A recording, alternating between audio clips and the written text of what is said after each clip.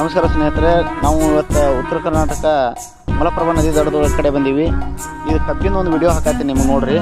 ಈ ಕಬ್ಬು ಯಾವ ಥರ ಗ್ರೋತ್ ಬರ್ತೈತೆ ಅನ್ನೋದು. ಈ ಕಬ್ಬಿಗೆ ಏನು ಜಾಸ್ತಿ ಖರ್ಚು ಮಾಡೋಂಗಿಲ್ಲ. ಈ ಕಬ್ಬಿಗೆ ಏನಪ್ಪ ಅಂದ್ರೆ ಮೊದಲು ಹೊಲ ಹದ ಮಾಡಿದ್ಮೇಲೆ ಸಗಣಿ ಗೊಬ್ಬರ ಹಾಕೋದು. ಸಗಣಿ ಗೊಬ್ಬರ ಹಾಕಿಂದ ಹೊಲದೊಳಗೆ ಕಬ್ಬು ತುಳಿದು ಕ್ಯಾಟ ಹೊಳ್ಳಿ ನೀರು ಬಿಟ್ಕೊಂಡು ಹೋಗ್ಬಿಡೋದು.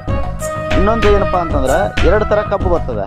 ಇದೊಂದು ಇಡೇ ಕಬ್ಬನ್ನು ತುಳಿದು ಬಿಡೋದು ಭೂಮಿ ಒಳಗಡೆ. ಇದು ಇಷ್ಟು ಚಂದ ಗ್ರೋತ್ ಬರ್ತಾ ಈ ಥರ ಬಡ್ಡಿ ದಪ್ಪ ಎಲ್ಲ ಬರ್ತದೆ. ಇನ್ನೊಂದು ಯಾವ ಥರ ಅಂದ್ರೆ ನಿಮ್ಮ ಮುಂದಿನ ವಿಡಿಯೋದೊಳಗೆ ತೋರಿಸ್ಕೊಡ್ತೀನಿ ನಾನು.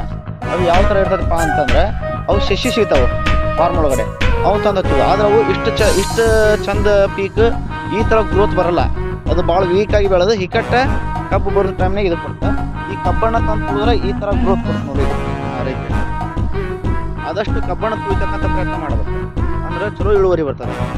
ಅದಾದ್ರೆ ಇಳುವರಿ ಇದಕ್ಕಿಂತ ಕಡಿಮೆ